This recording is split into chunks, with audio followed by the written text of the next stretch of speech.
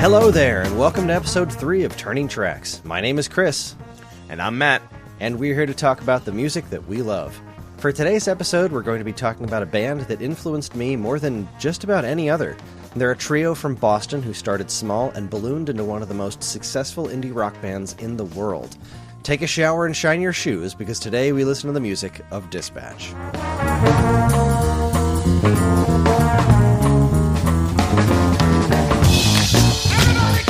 Well, hello, Matt. Hello, Kris. How the heck are you? I just got back from the dentist, so I'm alright. Living the dream. Yeah, buddy. Oh boy. Well, I'm also doing pretty good. I'm really excited about this one. I'm kind of, again, a little nervous. They still have some of the nerves going on. Really, only the second episode of sharing some of my my favorite music, but this is it's a big band for me. It's a big one, so I'm awesome. I'm stoked. Well, I mean, I said pre-record button. I'm coming in very much with an open mind. I'm very excited to hear stuff I've never heard before, or at least I believe I've never heard before. So, yeah, I'm excited with you and for you. Awesome. Well, this is yet another stylistic left turn. This is going to be pretty different from both Fountains of Wayne and White Zombie. So I imagine so.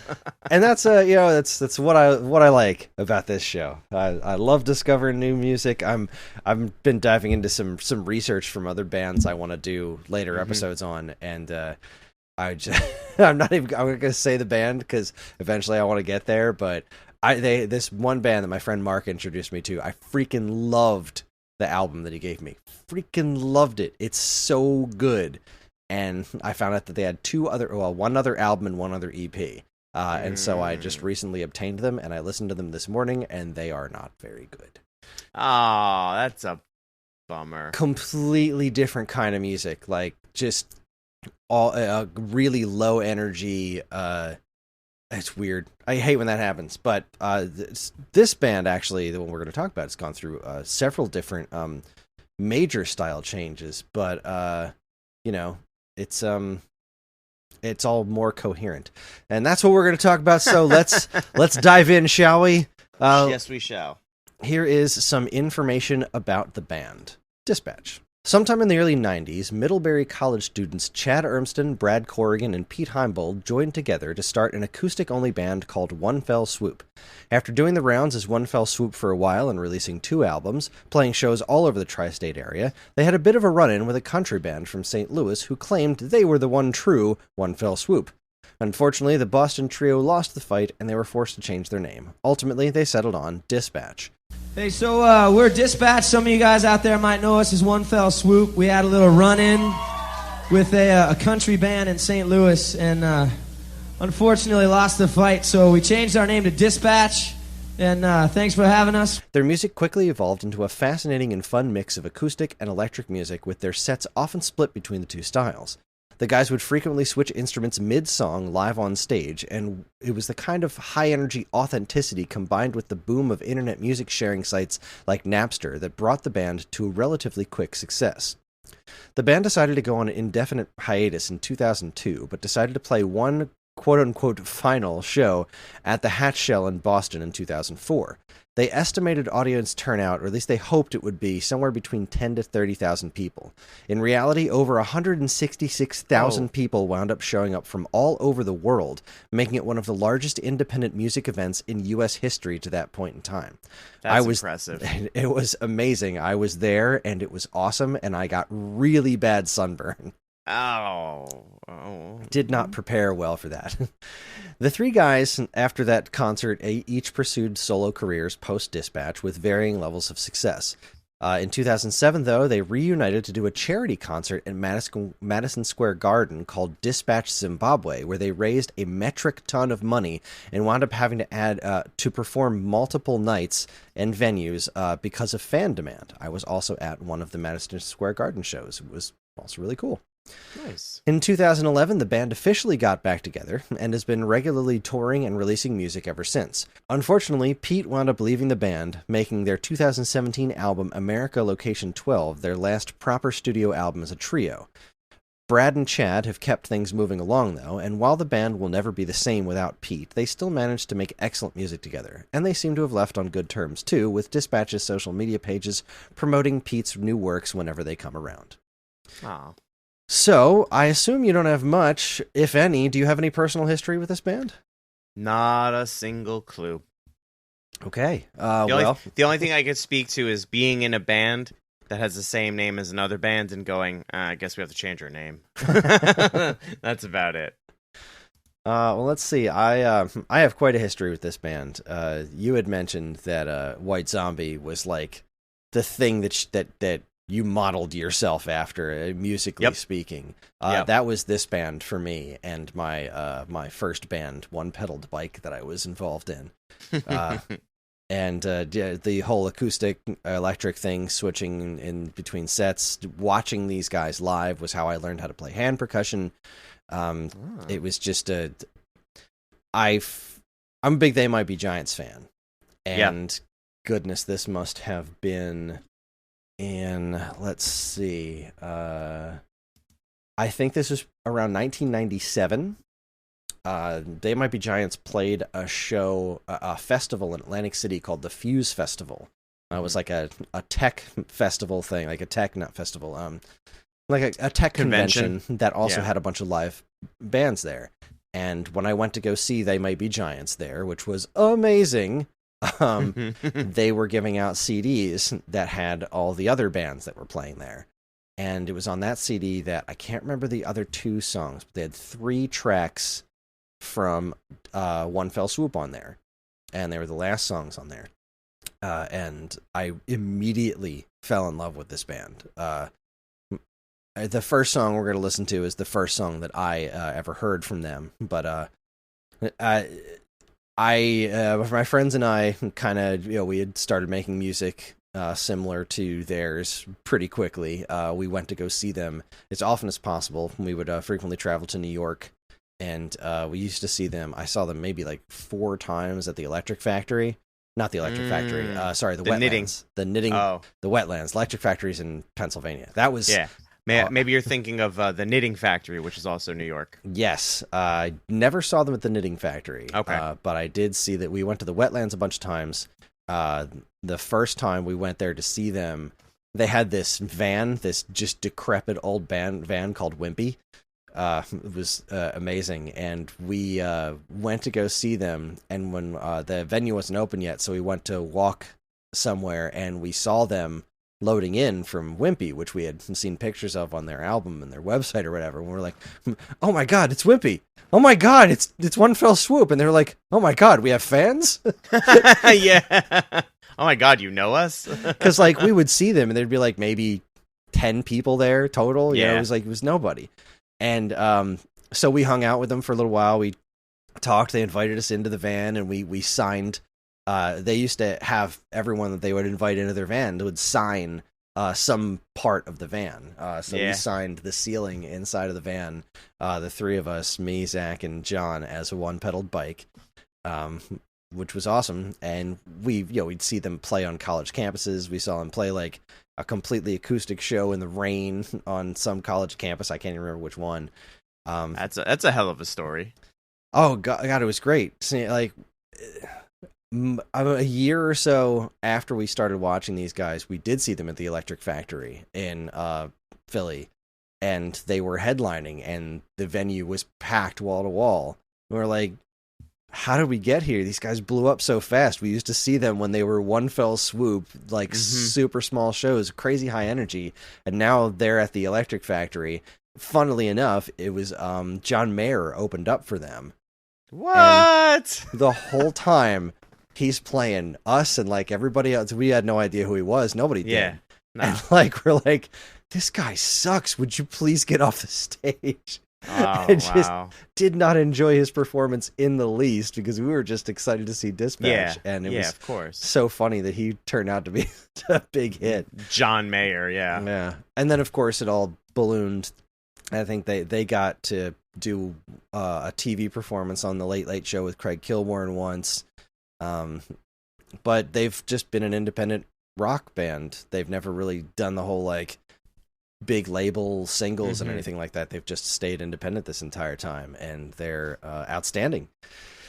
So we opened up this episode with a track called Everybody Clap from their album Who Are We Living For? That album marked a significant shift for the band's style from catchy acoustic melody-driven fare to a more jam band tendencies, which is something that their live shows turned into big time. Very jam bandy kind of stuff. Right. It's a good album. I think all of their albums are good albums, but it's not one you will be hearing much from today besides that song, because having only 10 tracks available once again proved to be a difficult yet fun challenge for this band. And like Fountains of Wayne, there's just some albums in their entirety that didn't make the cut. And wow, some songs that didn't make the cut that just hurt my heart. But after many struggles with this set list, I think I came up with the right one. So, you know, to be fair, I like to believe that the service we provide by doing this show, you know, if I like to believe that if someone enjoys what we put out there and they say, you know what, I'm going to go and I'm going to deep dive into this. So the songs that you may have said, I'm so sorry you don't make the cut, someone's listening to somewhere. I certainly hope so. And I hope that some folks get to go out there and get to listen to this stuff a bit more. All right, so the first track we're going to listen to proper is the first song that I ever heard by this band, which was on that Fuse Festival CD. This song is called The General.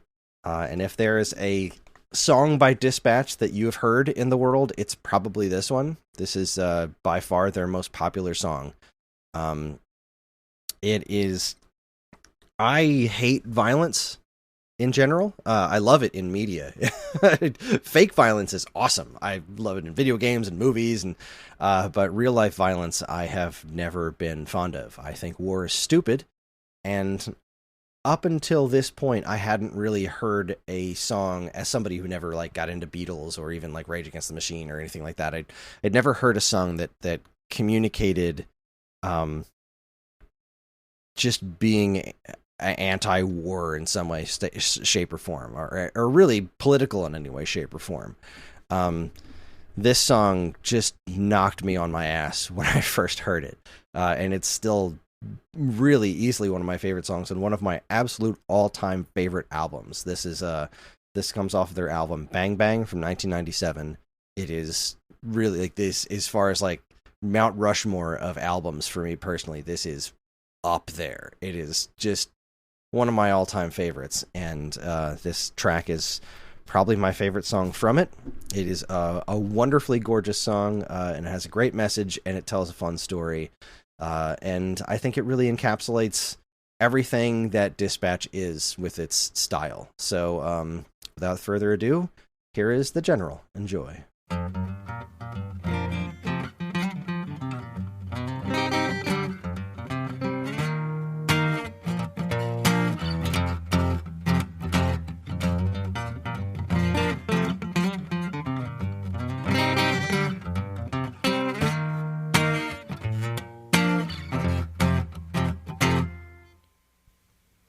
There was a decorated general with a heart of gold that likened him to all the stories he told of past battles won and lost and legends of old.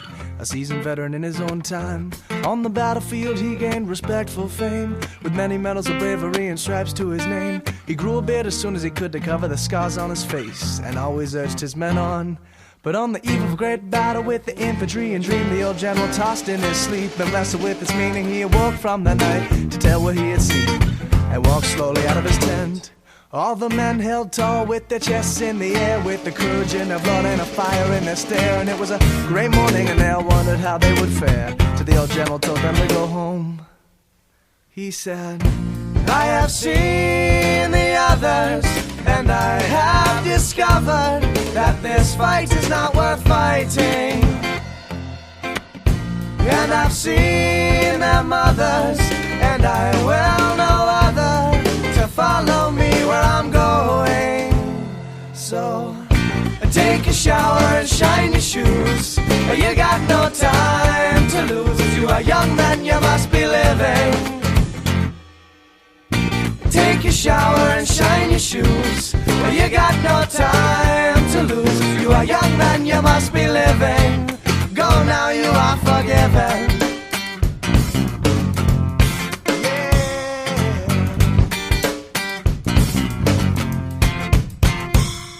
But the men stood fast with their guns on their shoulders, not knowing what to do with the contradicting orders. The general said he would do his own duty, but he extended no further. The men could go as they pleased, but not a man moved. Their eyes gazed straight ahead, till one by one they stepped back and not a word was said. And the old general was left with his own words echoing in his head. He then prepared to fight. He said, I have seen the others, and I have discovered that this fight is not worth fighting. No, and I've seen their mothers, and I will no other to follow me where I'm going. So take a shower and shine your shoes, or you got no time to lose. You are young men, you must be living. Yeah, take a shower and shine your shoes, or you got no time to lose. You are young men, you must be living. Go now, you are forgiven. Yeah, yeah.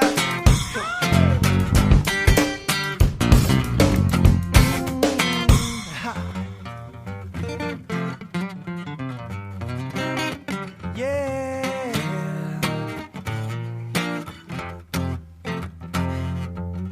Go now, you are forgiven. Go now, you are forgiven. Go now, you are forgiven. Go. Yeah. Go now, you are forgiven. Go now, you are forgiven. Go now, you are forgiven. Go. Oh, go now, you are forgiven. Go now, you are forgiven. Go now, you got to be, got to be, got to be, got to be, got to be. Hey.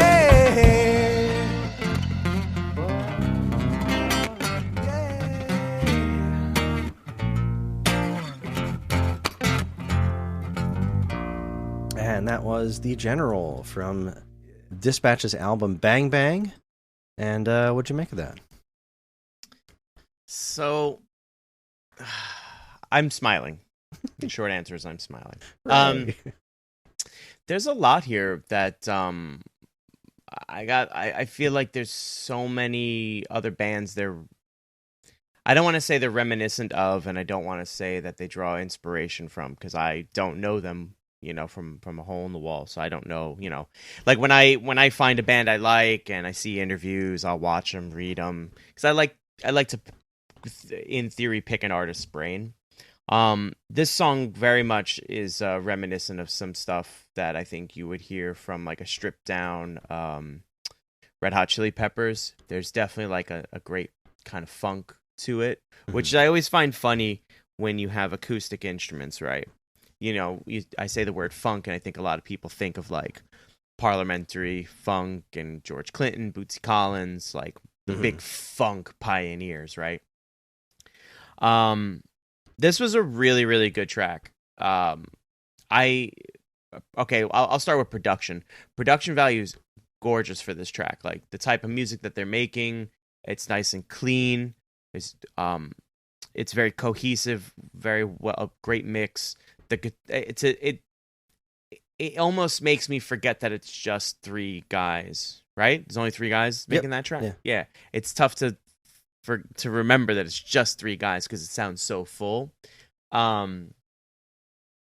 Masterful guitar work. I love that picking, and because it could very easily be something as simple as like country, where it's just strumming a couple of notes, E, A, you know what I'm saying? It can get very simple. And that's the thing, is it's simple and it's not. Lyrically, I love it. I love the message, right? I'm actually a really big fan of storytelling in songs. Oh, me too. I don't want to say it's a lost art, but I don't think it's done enough. And then when it is done, I don't think it's done well enough. There's like a masterful elegance to songs that tell great stories, and that's not to discredit anything else, but I digress. I am a fan of Rage Against the Machine. So are they. Yeah. They've done some really cool Rage covers over the years. Oh, I'd love to hear those. So this is definitely a protest song. in I guess, again, I've only heard one song, and it's this song. So I'm going to say it's a protest song in only the way that like Dispatch could do it. Really good. I haven't heard this. You were saying that this, awesome. if you've heard a Dispatch song, it was probably this one. I haven't heard. All right. Then I've heard Zip Zero. Guy's voice is really good too. What's the singer's name? All right. So actually, all three of them. This is one of the reasons I picked this one. So this track is a Chad song. Chad sings this one. He's such a Chad.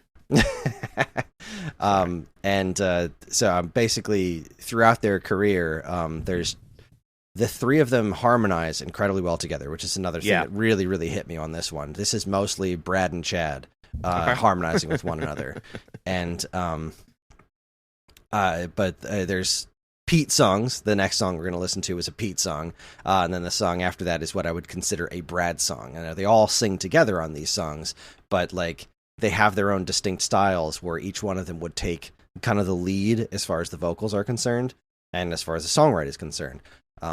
So this one's very much a Chad song. What is super cool about this one is last year Chad recorded this in Russian because of the war with Ukraine. He recorded the general? He recorded the general. He translated it completely to Russian. He doesn't speak Russian, but he had somebody help him out with it and all the pronunciation, and he recorded it in Russian just as a way to protest the war, which I thought was really cool. This song means the world to me. It's it's really one of my favorite songs ever, and it's this specific recording of it is very special because while they do the live shows and they still perform this live, it's so much more energetic and so much larger. And there's something very just so small and personal about this recording of it that always really kind of tugs at the heartstrings. It's one of my favorites. It's also one of my daughter's favorite songs, which I love. She that's cool. Loves grabbing this record and putting it on, and she gets so excited whenever this song comes on. The song after it on this album, that's actually the album's named after, Bang Bang, is another one of my favorites that did not make the cut for this episode because it does a lot of things really similar to what General does. It's a lot of Chad doing kind of like fast talking stuff, but it's an amazing song for an amazing record. But it's we're gonna move on because I could talk about General all damn day. So this next one is called Bullet Holes, and this is what I would consider a Pete song. This is a song that he is taking the lead on singing wise, and it's really got a lot of his style in it. Pete is an amazing singer. He has a very different voice from Chad. They harmonize incredibly well together, but he's just got an amazing style, and he plays. I've never seen anyone play. I'm sure he's not the only one who does this, but I've never seen anyone play guitar like him. He does lead guitar, but he doesn't really use a pick. He tends to strum his guitar like a bass, which is wild. It's just really fun to watch. Pete's awesome. He did his own. To go back to Chad, I said that they all did their own solo projects. Chad did 2 solo projects, actually. One that was way more Rage inspired called State Radio, which is just great stuff. And then he did a lot more like smaller, more acoustic personal stuff under the name Chadwick Stokes. So those were great, his solo things. Pete has a bunch of solo albums under the name Pete Francis, but this is his work with Dispatch off their album 4 Day Trials from 1999. This is a super special album because they called it 4 Day Trials because they went into a studio for 4 days and managed to just capture these amazing live performances, and that really captured the energy of their live shows in ways that they hadn't been able to do in a studio before. This is an awesome album, and this is a song called Bullet Holes, and it's fantastic, so enjoy.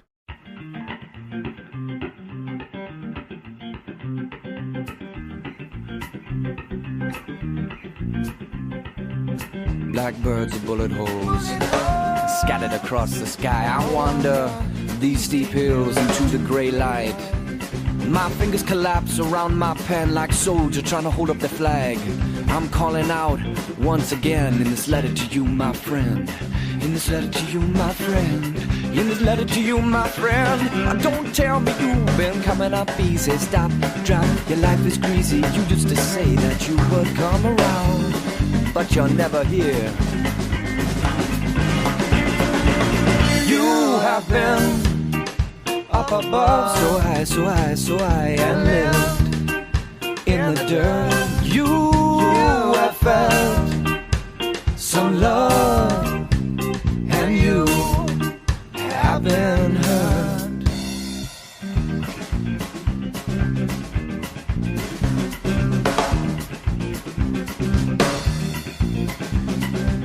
Well, I've gone to shorten my road with a fistful of matches, but nothing to strike. And as we walk along the cove, you know that this is right. Well, you may think I'm crazy, you may think I'm foolish, but I'm coming through the lightning, coming back to you. Don't tell me you've been coming up easy. Stop, drop, life is greasy. You used to say that you would come around, but you're never here. You have been up above, so high, so high, so high, and lived in the dirt.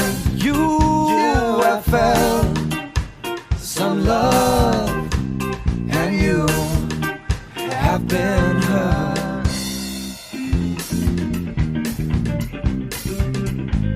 Oh my, my, my, my, my, my, my. Well, I'm feeling fine. Oh my, my, my, my, my, my, my. I'm coming through, oh my, my, my, my, my, my, my, oh my, my, my, my, my, yes.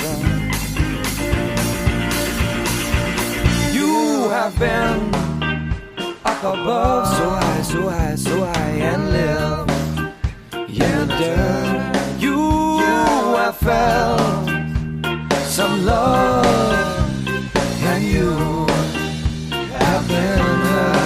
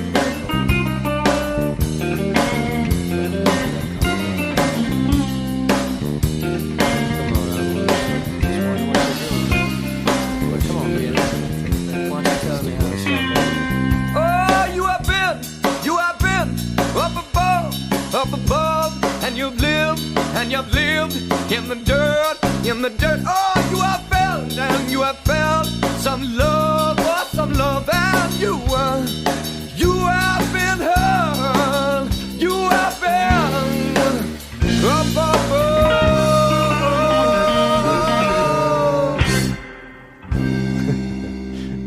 That was Bullet Holes by Dispatch off 4 Day Trials, and I love Pete's voice. I love that guy can sing.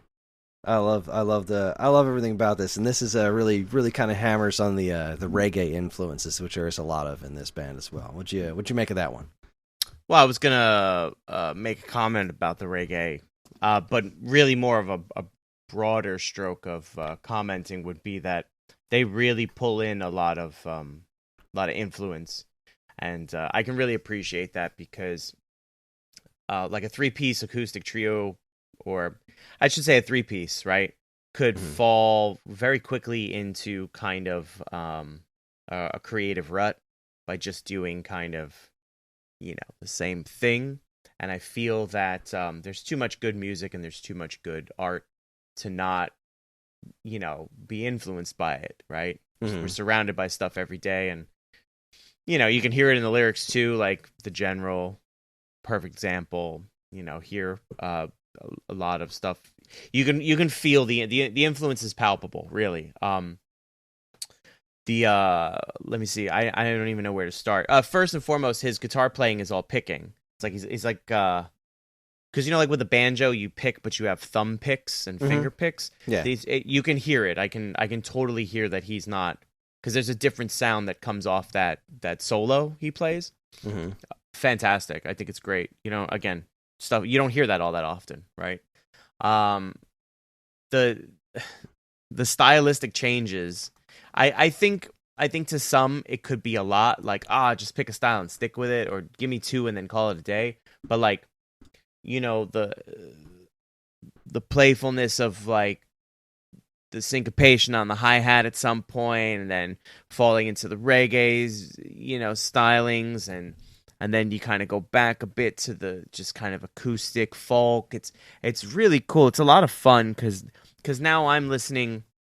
I feel like if you listen to something, I don't know, I'll use metal as an example. If you listen to metal's metal, right? And every band has kind of their own take on it, and then they've defined their sound in the genre.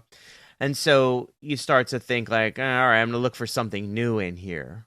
And then you have to go searching for it. Well, this track just is like, oh yeah, no, we got just give it 30 seconds. Just give it 10 seconds. Wait till the chorus. Wait till the verse. Wait till the second verse. You think you like the first verse? We just wait till the second verse. And that's great. It's a lot of fun. Like so far, despite the message of say the general, musically speaking, it's fun stuff. Like they remind me of a time, not a band, but they remind me of a time in space, right? Very like late 90s, very very early 2000.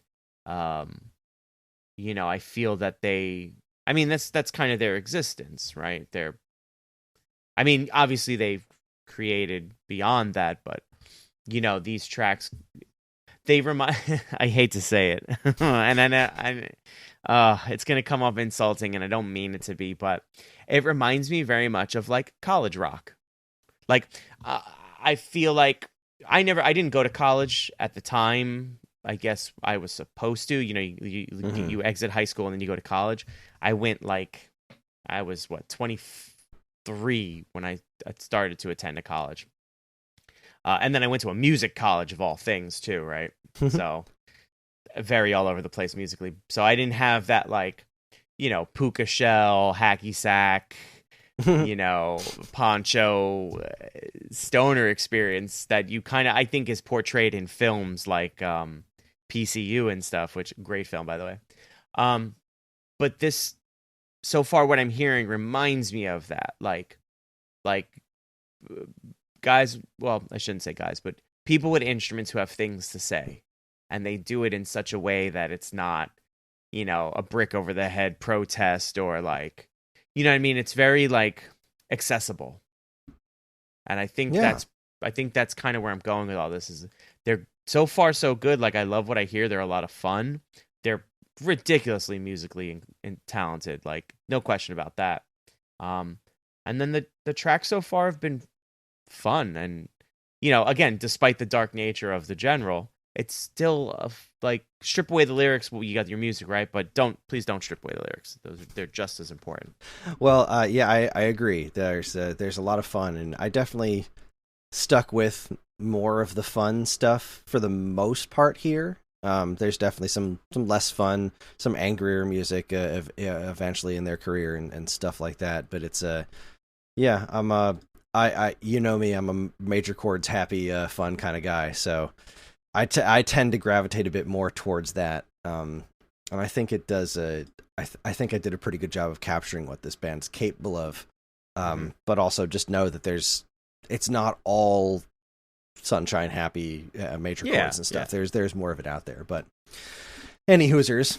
Next up, we're gonna listen to what I would consider a Brad track. This was hard for me to really do because I think out of the three of them, Brad really takes the lead on the fewest number of songs, and the ones that he does, while great, maybe aren't the absolute best of what Dispatch has to offer. Like, there's this, a great song, Whirlwind from Bang Bang, I considered putting on there, but as far as like what Brad did specifically, when he did his own solo stuff as Brad again, I this song off of their most recent album, Break Our Fall, is kind of just encapsulates the style of music I think of when I think of the kind of stuff that Brad does. He tends to, similar to Bullet Holes, this one switches styles kind of like halfway through, and then kind of brings it right back to where it was to begin with.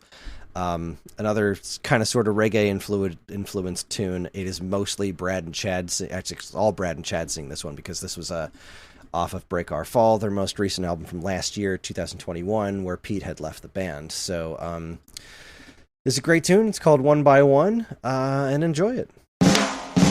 Came of age racing round the Georgia hills, grew tall and straight round the backwoods stills.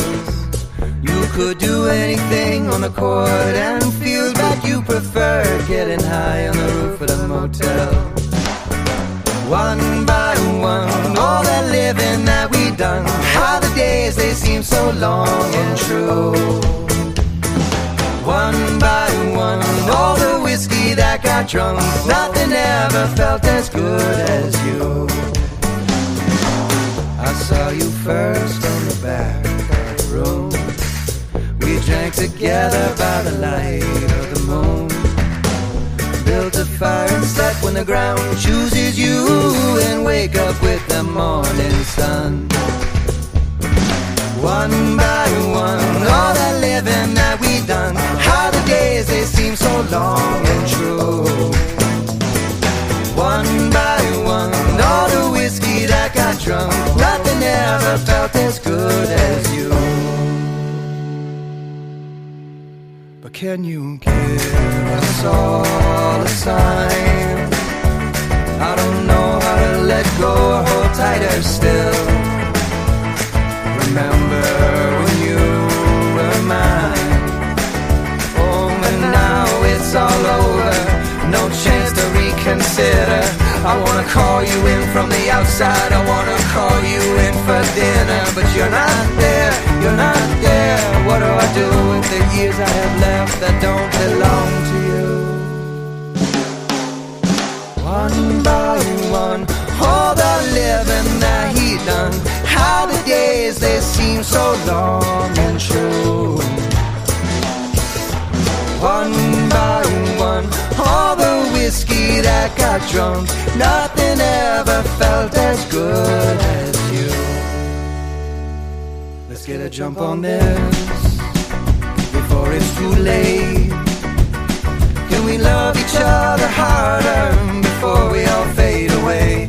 If there's any way that we can live without you, it's to live with all the love that you gave. All right, that is One by One from Break Our Fall by Dispatch. This album is full of some really I don't want to say difficult to listen to music, but it's full of loss. It's filled with wonderful, beautiful songs about some just a lot of pain and loss that the band had been through over the years. And you can hear a little bit of that in this song. Mm-hmm.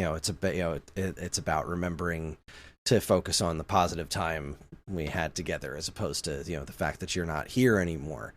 I think it's a wonderful song. It really, as something that just came out last year, it's probably like they described it themselves as like it's the most Dispatch song they've made in a long time. And it's that's how I feel about it too. I think it's I love it. So, I didn't want to. I still want to play a lot of my cards close to the chest, right?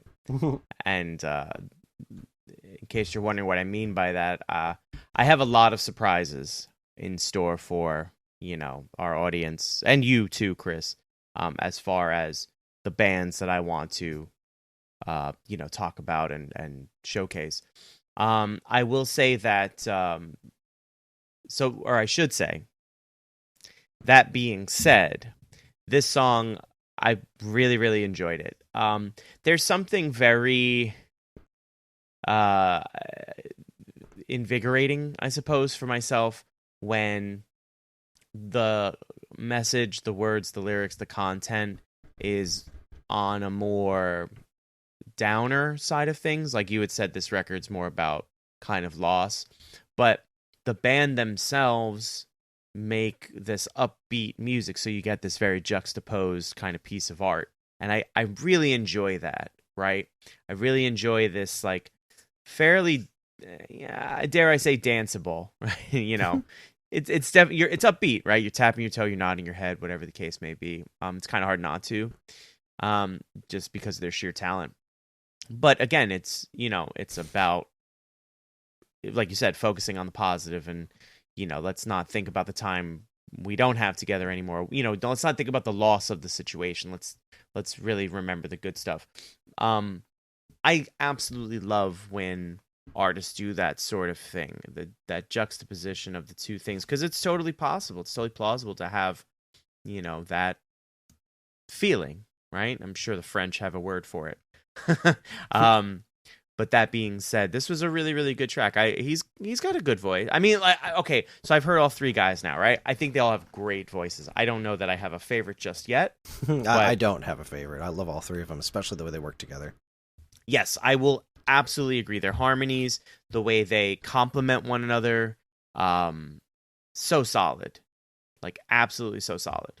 I also really want to do another call out to the lyrics. I forgot to call them out during Bullet Holes. There's some lines in Bullet Holes that just, like, my fingers collapse around my pen like soldiers trying to hold up the flag. Like, there's so many great lyrics in this band. Wow, yeah. The one that sticks with me on this one is, "What do I do with the years I have left that don't belong to you?" That's just like, aw. it's I mean, that's like a craftsman at work, right? Really? The pen and the flag, like, the first thing I think of is a Iwo Jima, right? The way you hold the pens at an angle. The famous photo and statue is the flag's at an angle being raised up. Yeah. It's so perfect. Yeah. That's what I love about language, especially in the form of song, is to be able to really just paint a picture without using a brush or a canvas. You're using words and someone's, you know, kind of internal canvas. It's brilliant. It's absolutely brilliant. Well, so we're going to move on to the next track, which is called Only the Wild Ones. It's off of America Location 12, which was released in 2017. This was, like I said before, this was the last album that the three of them were involved in together. This was their first album they'd released in quite a long time. Their first proper album. They did an EP that was pretty nice a year or two prior, but this was their first full album in a very long time. And this was the song. I think it's the second track on the album. This song was the thing that just cemented me. Like, okay, they haven't lost it. They haven't changed. They still have 100%. I'm so happy they're still doing the music that I love. Because the first track off of America Location 12, let me run to the album real quick just to show, just to make sure. Yeah. So the first song it's pretty dispatch. It's called Be Gone, but it's a lot heavier. It reminded me a lot more of Chad's solo work. Whereas once this song came up, this just reminded me of why I love this band so darn much. So this song is called Only the Wild Ones. It's another wonderful song, and enjoy.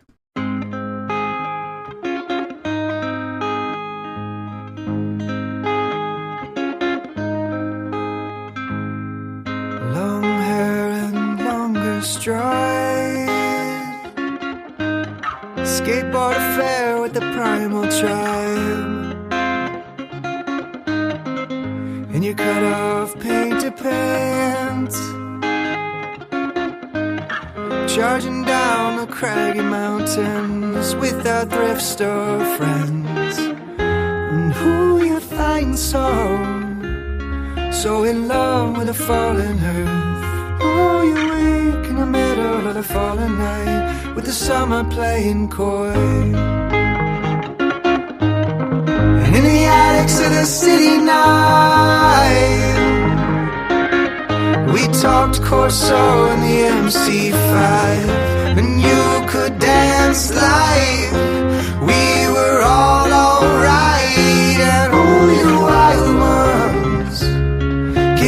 something and never want it back. Oh, the riot and the rush of the warm night air. Only the wild ones are the ones you can never catch. Stars are open now, no place to go but everywhere.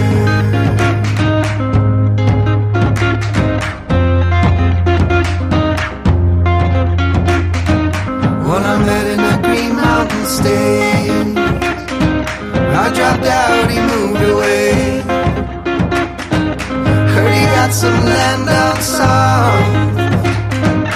Changed his name to a name the birds could pronounce. And only the wild ones give you something and never want it back. Oh, the riot and the rush of the warm night air. Only the wild ones are the ones you can never catch. The stars are up now, no place to go but everywhere.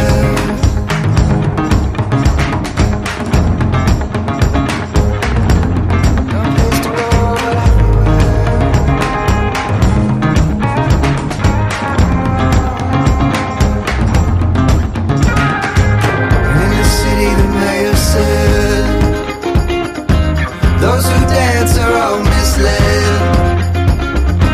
So you packed your things and moved to the other coast. Said you're gonna be like Charlie Rose. And only the wild ones give you something and never want it back. Oh, the riot and the rush of the warm night air. Only the wild ones are the ones you can never catch. Stars are up now, no place to go but everywhere.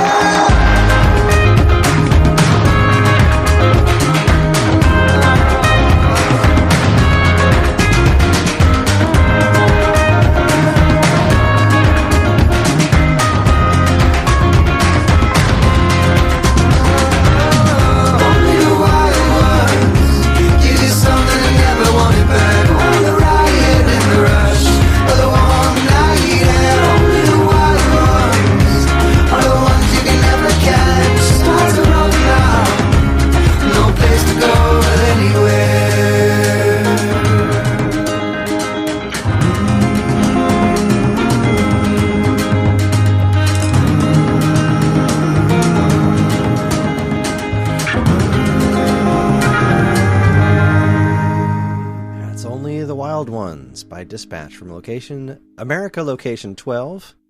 No place to go but everywhere. Love that. Yeah, I don't know.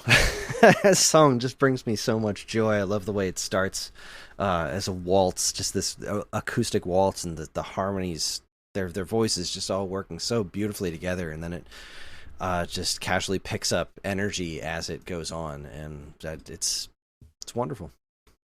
This has a very Paul Simon vibe about it. Ooh, okay.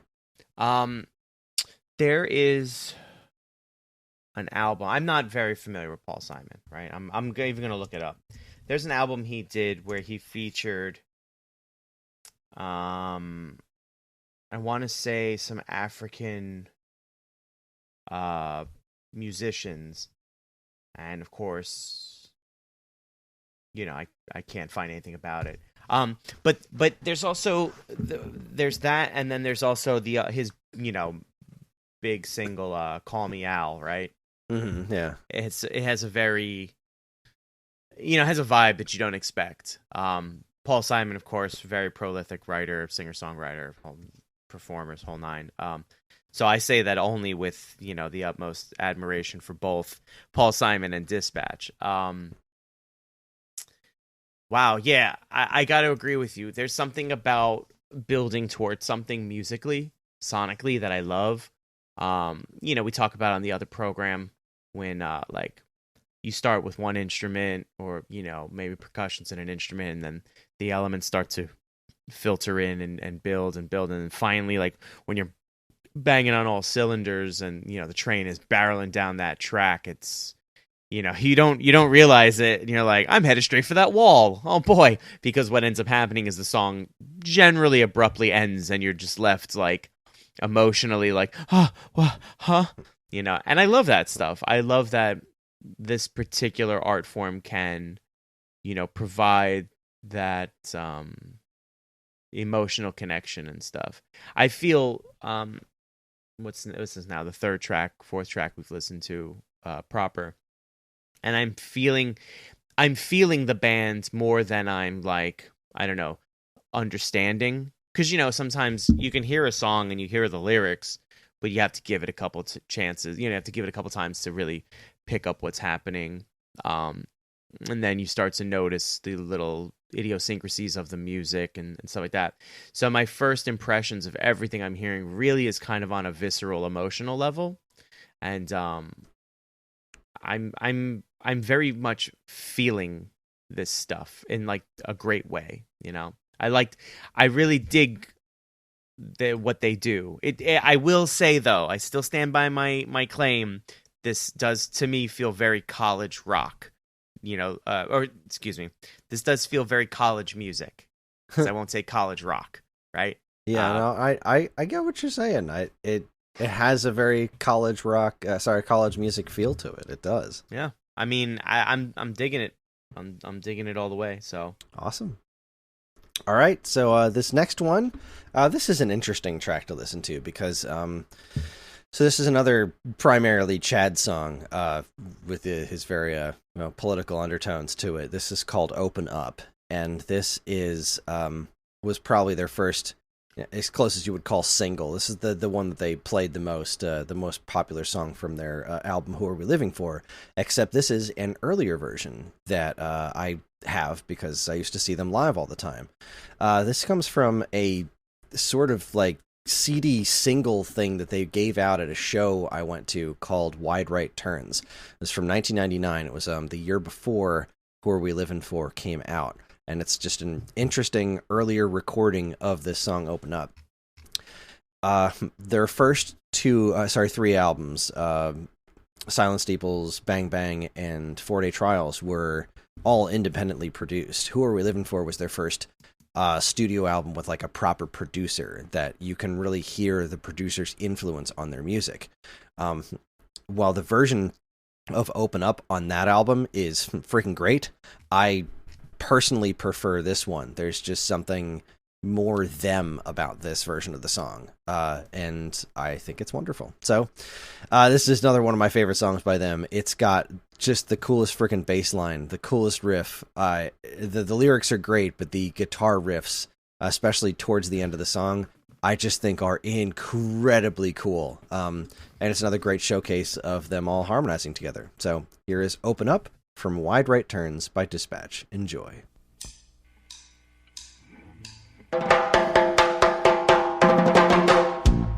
They were looking for me when I came to. They were looking for me when I came back. Said, hey, you're looking very suspicious. I said, relax, man, get off my back. I said, relax, man, get off my back. I ain't opposed to seeking justice, but you're going about it all wrong. The man you're looking for does not exist. He's just a figment of the higher man's tongue.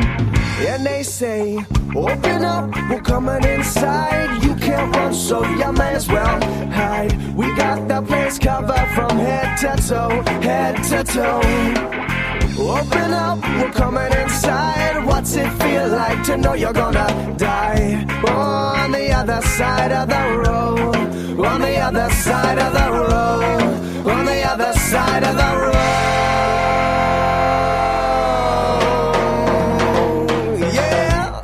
So they took me down to the gallows. Whoa, and this boy, he said to me, why do you smile when the rope's around your neck? I said I'll tell ya, boy, when I get back. I said I'll tell ya, boy, when I get back. I ain't opposed to seeking justice, but you're gone about it all wrong. The man you're looking for does not exist. He's just a figment of the higher man's tongue. He's just a victim of the higher man's song. And they say, open up, we're coming inside. You can't run, so you may as well hide. We got the place covered from head to toe, head to toe. Open up, we're coming inside. What's it feel like to know you're gonna die? On the other side of the road, on the other side of the road, on the other side of the road.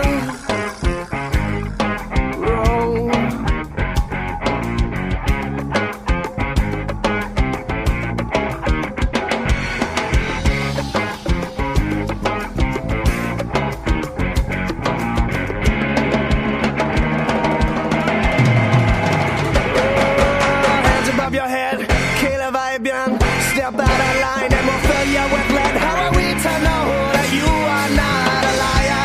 Hey, don't you see we have a job to do, and our job is the law, job is the law.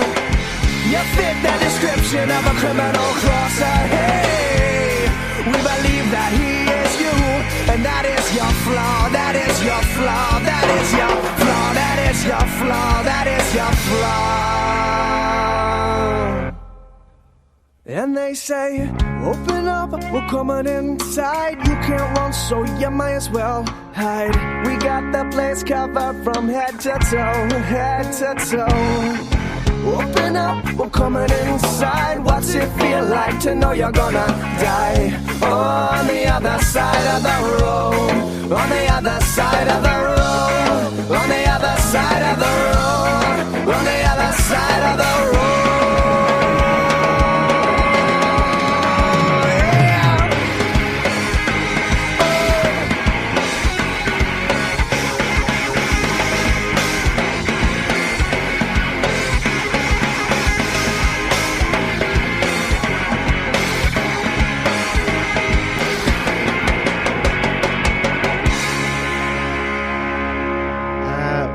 Open Up by Dispatch off of their little single freebie thing called Wide Right Turns that I got back in 1999. I flip and love that song. I love that riff. I love the lyrics. I love the harmonies. I love every freaking aspect of that song. I can't compete with what you just said. Nah, look, every song so far has been great, and this is no exception. There's just something about like light reggae, borderline ska that is impossible not to enjoy, I think. Oh, it's so hard not to move when listening to this song, and God, really, yeah. When I was seeing them live playing this song, like early on, they got, I don't want to say they got better at playing the song, they got technically better at playing the song later, because I remember hearing this for the first time, I think at one of the Wetlands shows, and it was so fast. It started off this slow and just got faster and faster and faster as they played. And I, as a drummer, that used to happen to me all the time. You think you're keeping time in your head, and just the adrenaline's making everything else sound slower than it is. Then you hear a recording of yourself, it's like, oh, what did I do? What did I do? Totally rushing that. Yeah. I was rushing the heck out of that, and I would definitely see that happen a lot. So I don't think I've actually really broken this down. They all switch instruments near constantly, but Pete and Chad, primarily speaking, Chad is the rhythm guitar, Pete is lead guitar, and Brad is drums primarily, but they all flop around and do all the different things with one another. But this is it's really, really one of my favorites, and really the version on Who Are We Living For has such a different, it doesn't have that different of a sense of energy to it, but there's something so much more raw about this one that I really like. But both versions are great. This one I I don't think it's very easy to find. It's not for sale anywhere. So hearing this version of this song is not something that I think anybody can really do that doesn't have this little freebie that they handed out. But yeah, love this tune. I'll agree with you in some respect to what you're talking about, how this version versus like, you know, a later version or you know, a different, you know, more popular version, whatever the case may be, how it doesn't, you know, you feel the way this way and not that way about the other. There's a Nirvana song that was a B-side to a single, and you know, back in our day, you had to hunt these things down and really hunt them down, right? It was like a Japanese import or some such, and I got my hands on it. And the song's called Marigold, and Dave Grohl sings, right? And I think Kurt plays drums. But, you know, 20 plus years later, Foo Fighters emerged to be like the premier, you know, rock band that it becomes. And Foo Fighters release Marigold, and it's just not the same. You know what I mean? Mm-hmm. Three guys in a recording studio or just whatever about life, and then, you know, to take it 20 something years later, you know, and re-record it. You know, you have 20 years under your belt of living and experience and, you know, getting better at your craft, and you're not the same person you were 20 years ago. So, yeah, absolutely. I absolutely get that. I appreciate it, right? Because it's nice to see, you know, evolution in an artist. But, you know, sometimes you like the classics better. You know, I hate to sound like a hipster, but I like the first version. Yeah, I liked it when I couldn't get it. I like it when it wasn't accessible to everyone. But yeah, it's really good. It's another really, really good track. I mean, so far, I mean, I get it. These are all handpicked, but so far you've handpicked some very good music. Awesome. I'm so glad to hear it is being enjoyed. Okay, so next up we have, let's say another Pete song. This is from 4 Day Trials. This song's called Mission. There is a spectacular version of this on Bang Bang.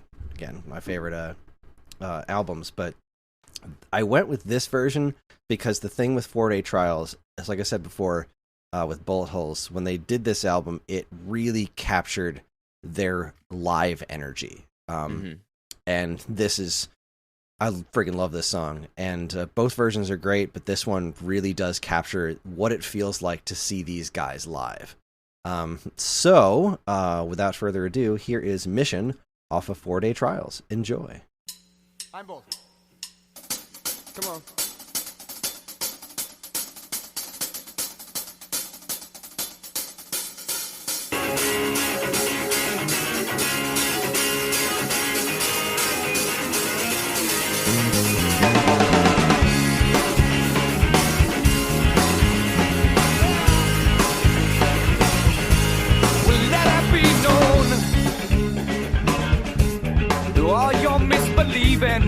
What you've been seeing, that we will not stand, no, will not be mistaken. We will go there, leave this weakness, 'cause you know I have been waiting. We will go there, leave this weakness, 'cause you know I have been waiting.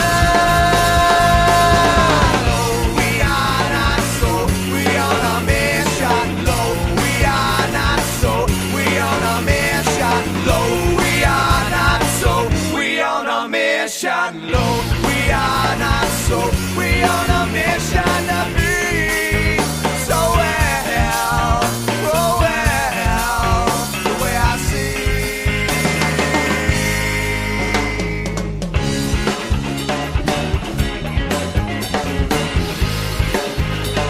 Oh,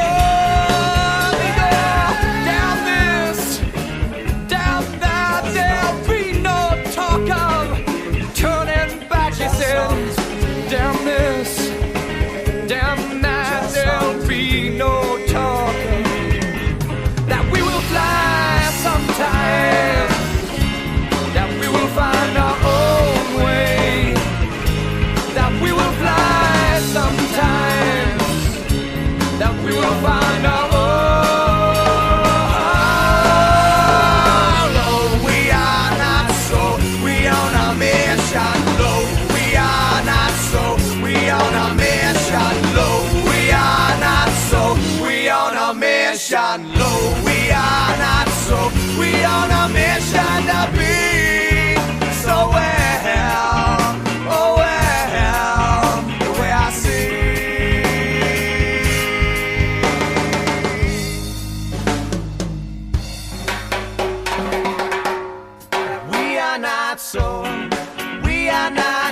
given. We are not sold on what we have seen. We are not sold. We are not given. We are not sold on what we have seen. They're gone. Well, they're gone. Goodbye. We ain't never coming back. Whoa! We're gone. We're gone. The list is long. We are many strong. The ceilings are coming down. Low. We are not so. We on a mission. Low. We are not so. We on a mission. Low. We are not so. We on a mission. Low. We are not so. We on a mission.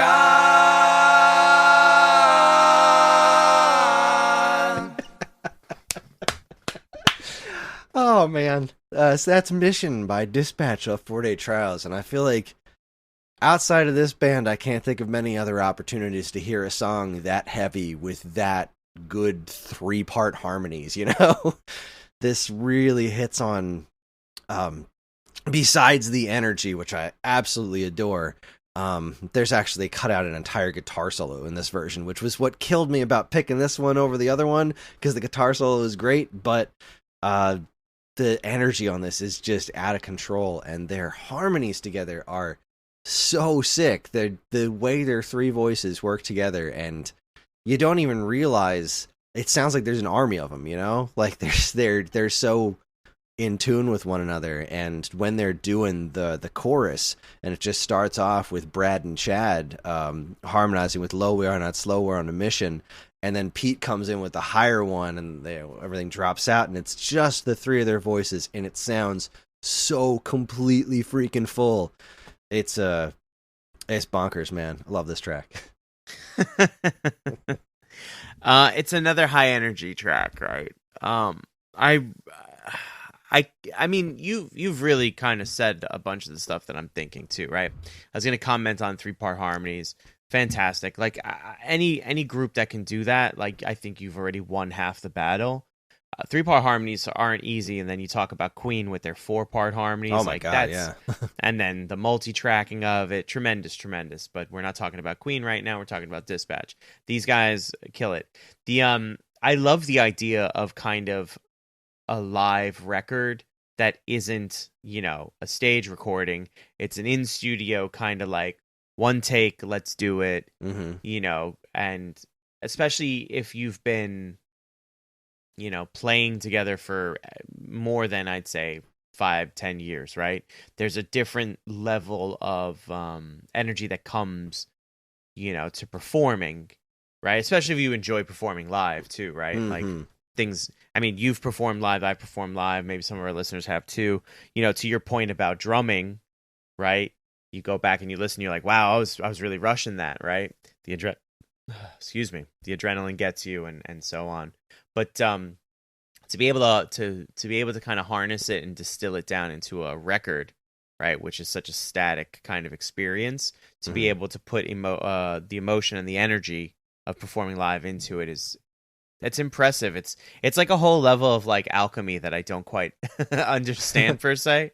How do you capture lightning in a bottle, right? Because you can't set out to do that. It just happens, and these guys have been fortunate enough to be able to put that on wax, so to speak. It's a really good recording. First of all, the production value is great. I love their sound, right? It's clean, but not in an obnoxious way, because there are metal bands that record metal, right? Dirty distortions and stuff, but it's clean and everything sits in its place. And maybe for some bands that works. I don't personally prefer it, but like music like this, where you have a lot going on, you have your 3-part harmonies, you have your really talented musicians just kind of gelling and jamming, like it's perfect. It's a really good. And I think this is, of the tracks I've listened to so far, if someone were jumping in for the first time, we'd be like, give this track a listen first. And like this to me is like a tent pole where it's like, this is really kind of what the band might mostly be about. You'll get your outliers and stuff, but this is really kind of, to me, this is the core of who they are. Word. Sonically speaking, I should say. Well said. All right. Well, next up, we're actually going to play a song off of their first album, which I surprisingly hadn't picked any tracks off of so far. And this is another one that I wanted to pick something off of their first album it's a lot rougher and a little bit more weirdly experimental, I think, than Bang Bang, where I think they really fell into their sound. But there's so many good songs off their first album. Like, there just really is. This one is called Hey Hey, and it's another really good showcase of the three of them working together sonically.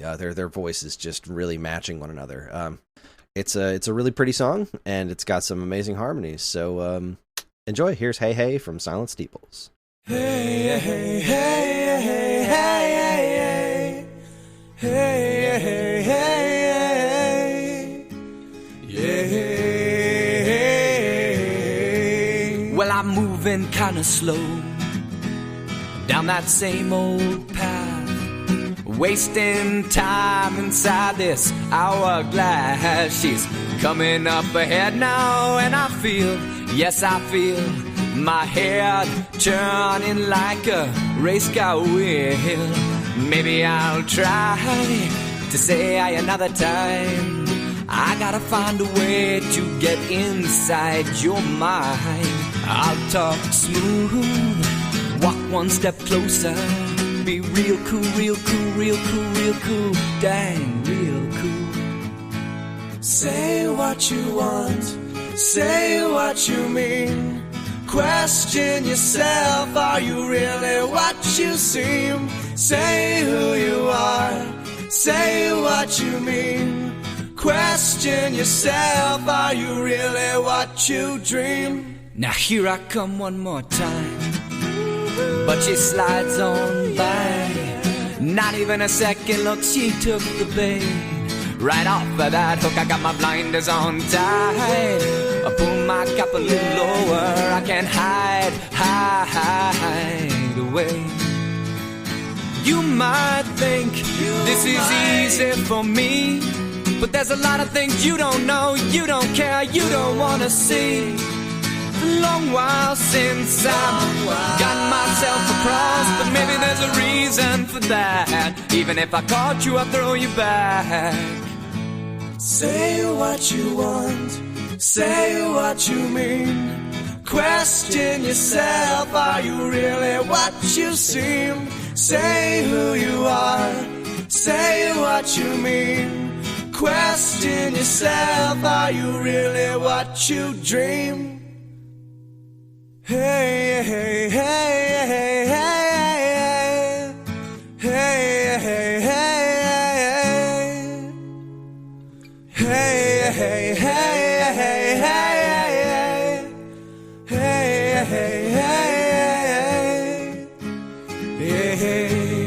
hey, hey. Well, I really don't wanna fall back, 'cause you don't seem like you care.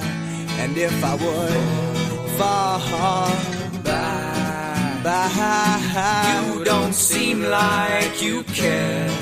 fall down your back, fall down your back, fall down your back. You don't seem fall like down you your care. back. I will not hold you back. You don't seem like you care. Fall back, you don't. Hey, yeah, hey, hey, hey, hey, yeah. Hey, yeah, hey, hey, yeah, yeah.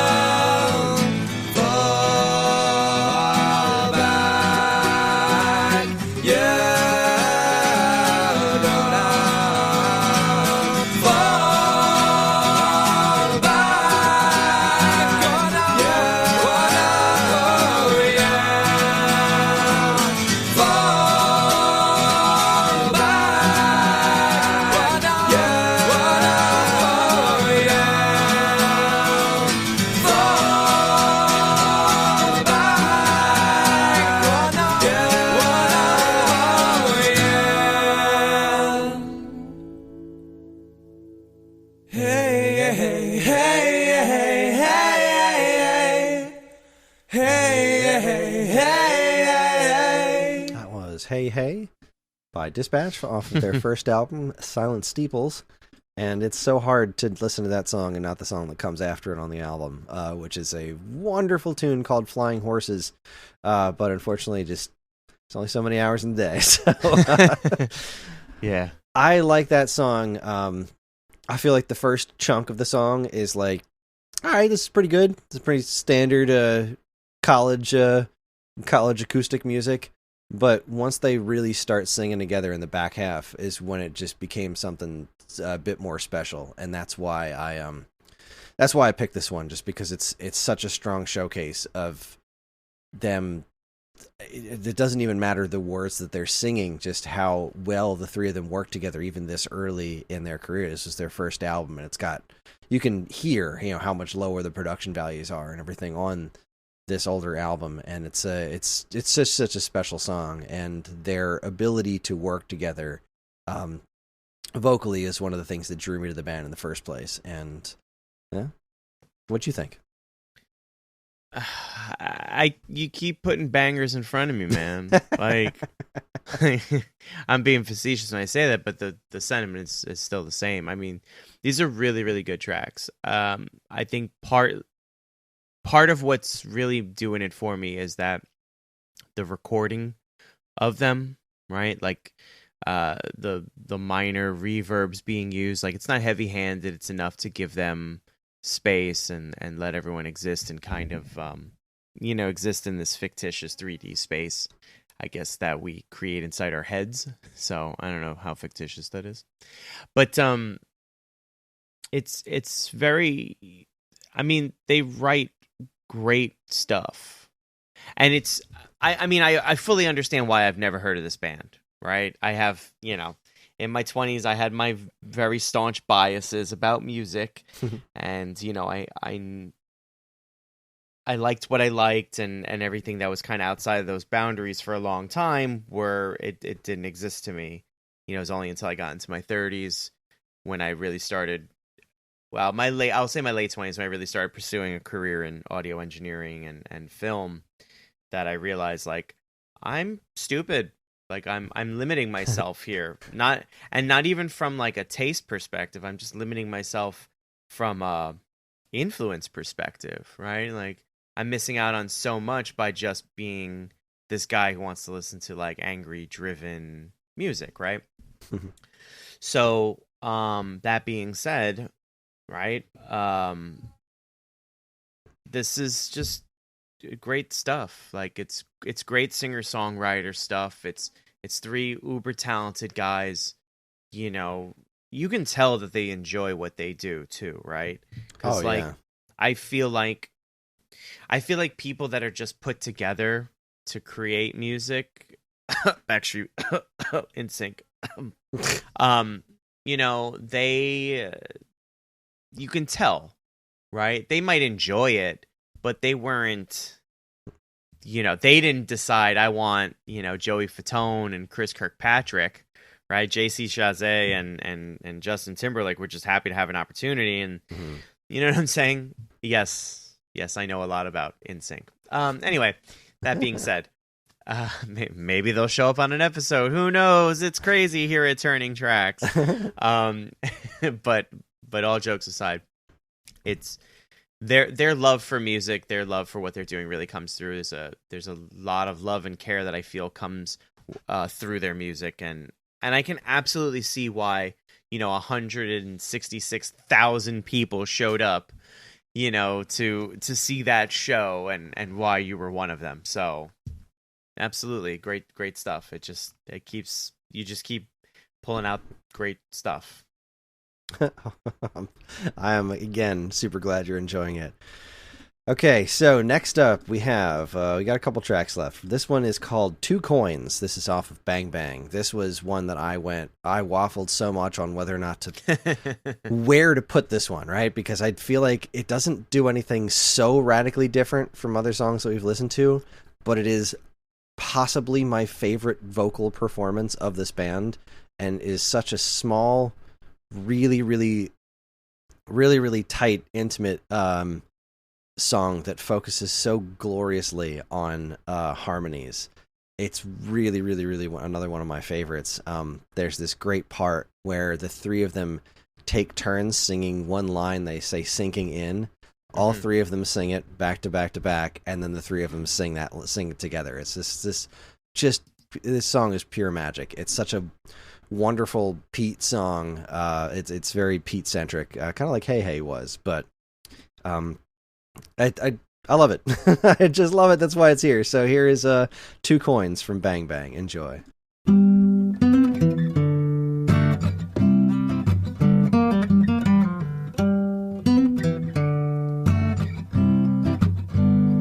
I stick loneliness, your lips, and the 2 coins of your eyes into my pockets. Yeah, well, the train skates into Port Henry, a late Sunday. Alright. Sometimes when I'm riding high, feeling fine, you know there's something troubling you, troubling my mind. So I reach into my pocket for some small change. I reach into my pocket for some small change.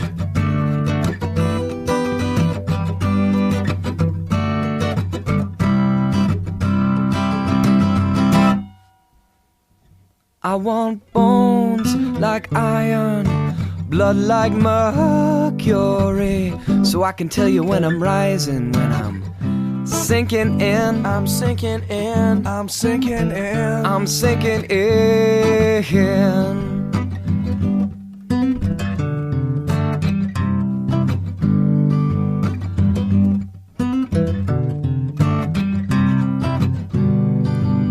I reach into my pocket for some small change. I reach into my pocket for some small change, yeah.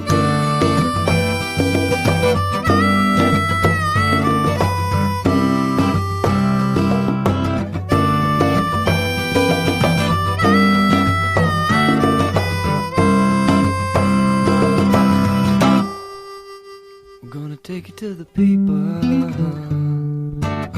Yeah, we're gonna take it to the people. Yeah, we're gonna take it to the people.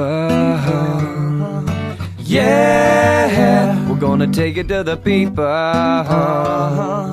Yeah, hey, let's drink from the cup and share some luck. Go ahead and laugh, cause it don't cost much. No, no, don't cost much.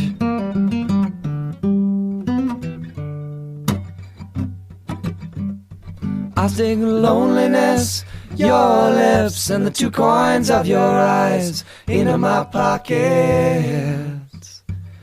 Yeah, I stick loneliness, your lips, and the 2 coins of your eyes into my pockets. Yeah. That's 2 Coins by Dispatch. I want bones like iron and blood like mercury. I love those lyrics. This is that's what I said it was.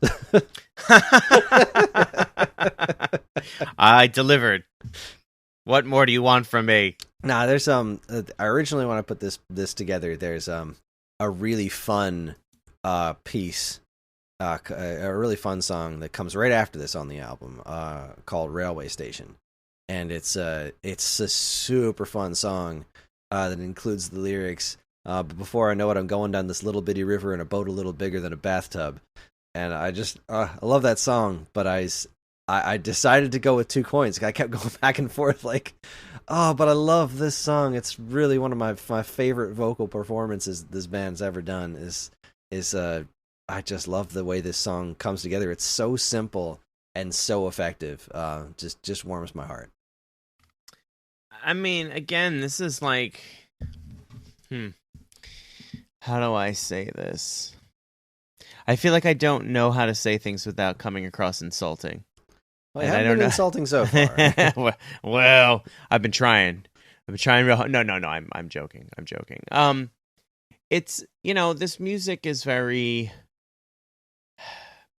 I feel like if I had a different life experience, like if I went a different path, or, my mom moved when I was 9, like she wanted to, or whatever, I would have ended up in a very, who knows what that path would have been, right? But I feel like this could have very well easily been in my path. And even though it wasn't, but it is now, I'm still very okay with it. I do really love the singer-songwriter, but it has to be a very kind of, I don't want to say a very specific super singer-songwriter, but my sensibilities have to be there, right? You can't just go around liking everyone. That'd be madness. And expensive. But here, what they're doing, their style, again, I'll touch on it again, like the lyrics, the writing is really great. You said, legs like iron and blood like mercury. Like, sometimes that stuff is just exactly what you need to say, right? It doesn't make sense, right? It's a weird metaphor, or in some cases, I remember writing lyrics, and bad ones at that, and saying, well, it just rhymes, that's why I went with it. It has no meaning, right? So I can understand that too, but here I think a lot of intentional and a lot of good intentional, Yeah, it's yeah, you nailed it. That's I agree. All right, let's see. We got 2 left before we send you off on your merry way. This next one is another song from America Location 12, which was their kind of comeback album, and it's you know what? I don't have a specific reason. Every other one of these songs was like, this illustrates what this does well. This is just a song that I really like. After listening to this album, this is the song that I went back to.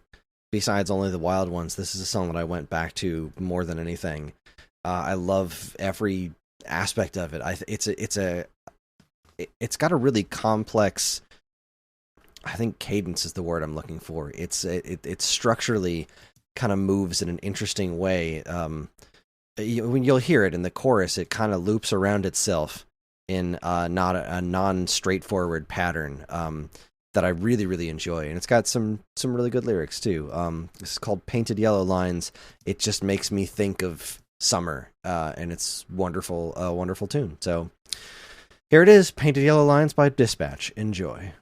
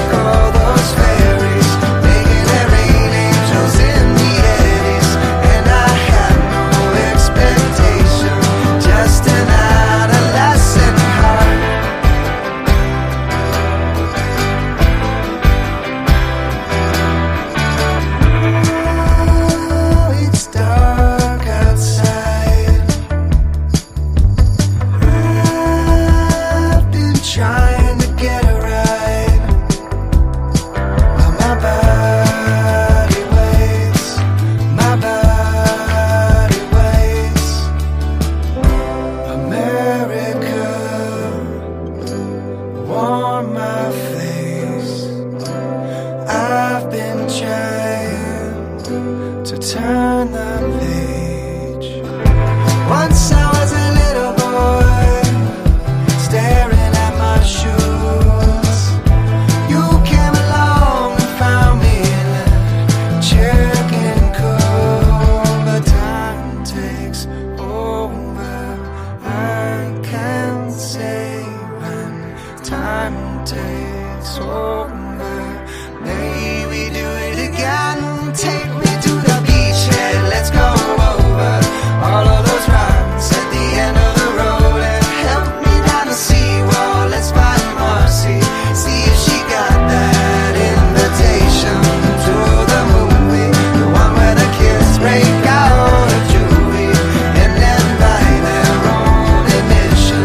They go and turn themselves all in just as they get there to the station. The young one kneels and begs the pavement for brother speed to make arrangements with the spirits of that night.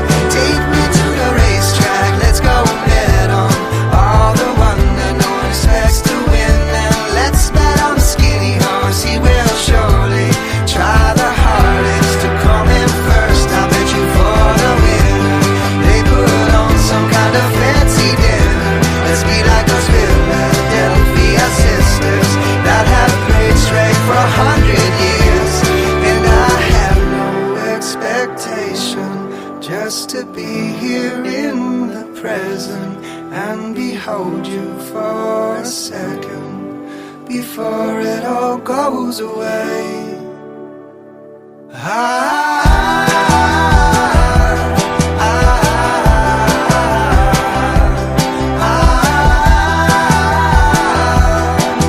Before it all goes away.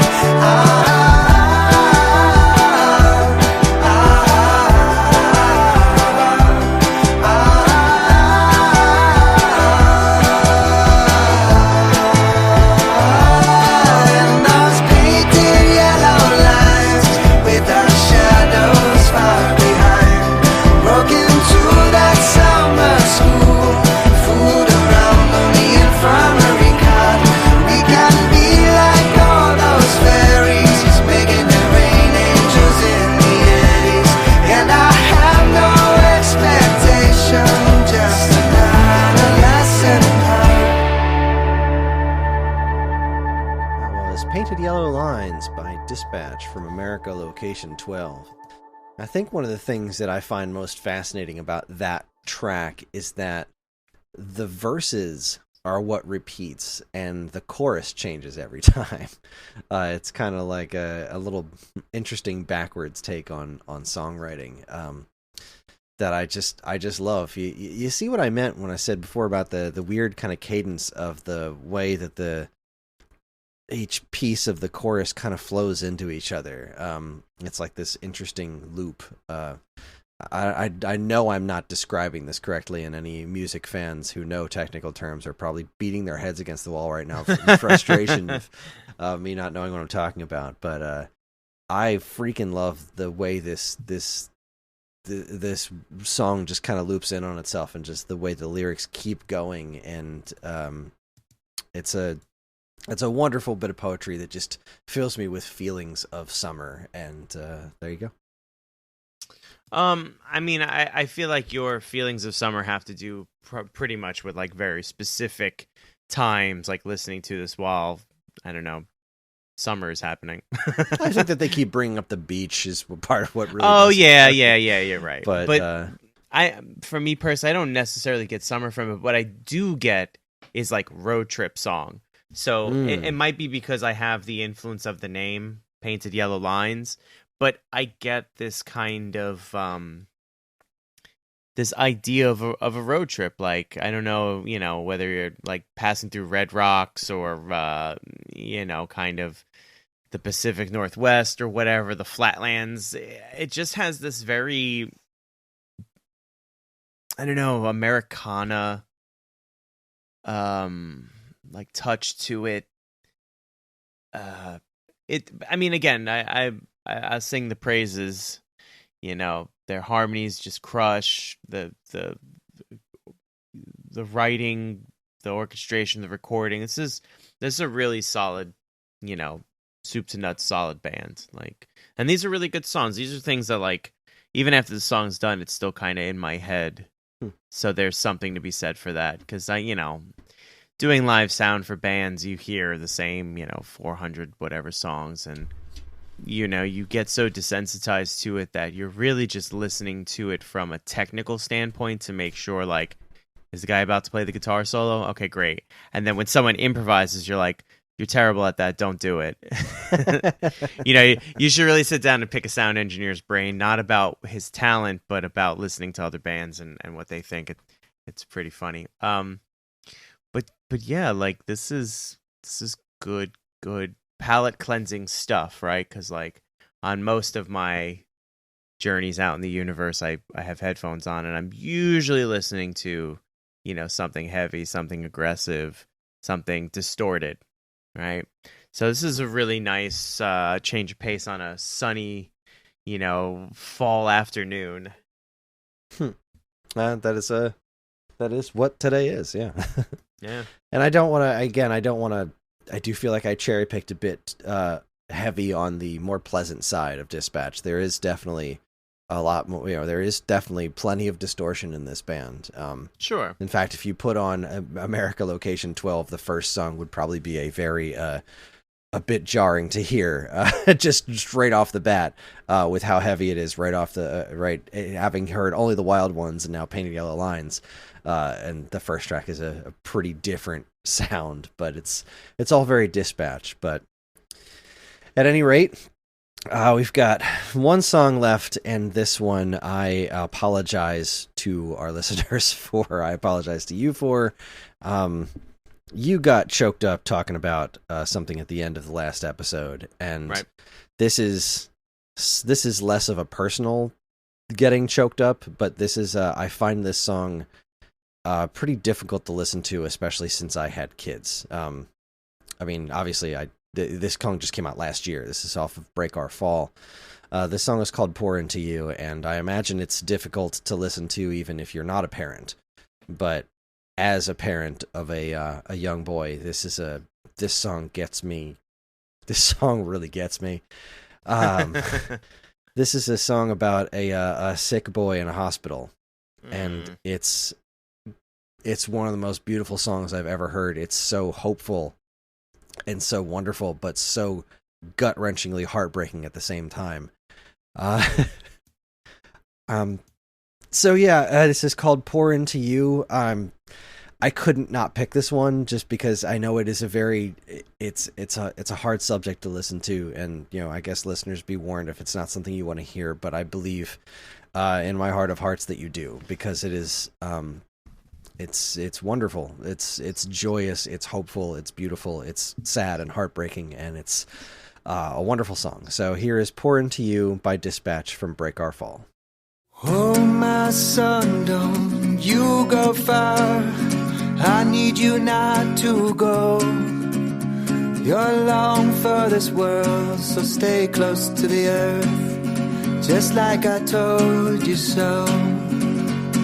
Sometimes I feel like we're falling fast, but we never hit the ground. And as we're falling, I turn to you, say now we know the world ain't round.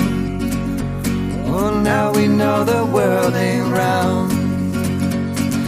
Oh, sweet baby, you blow my mind with everything that you do. We'll sit right here for every breath he makes, with the sunlight on his face, and we do it till we break in two.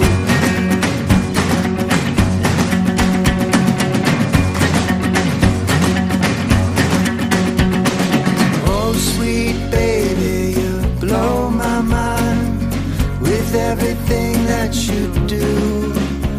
You said be strong, for this road that we are on could be dangerous, could be long.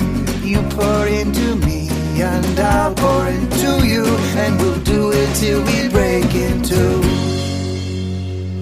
Oh, my son, I see how you fight, and now you need to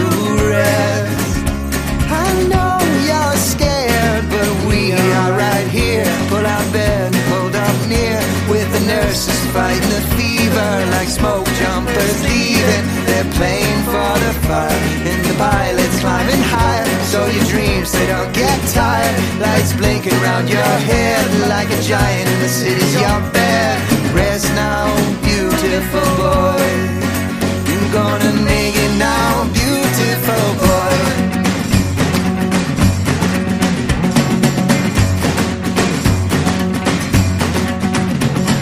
Sometimes I feel like we're falling fast, but we never hit the ground. Here we'll stay and fall another day. Can't remember what to say. Where do you think he is? Does he feel a gentle kiss? Is he coming back? Can I hold him in my lap? Away from these machines and monitors and IVs.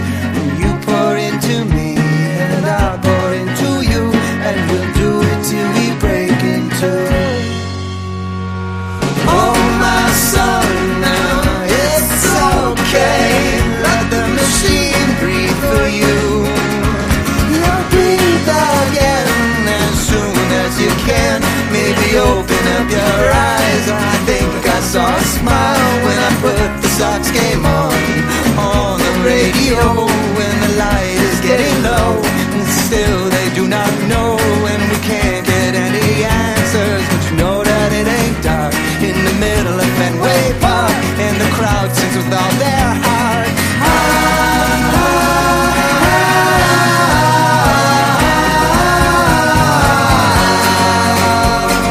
Rest now, my beautiful boy. Oh, rest now, my beautiful boy. You're gonna make it now, beautiful boy.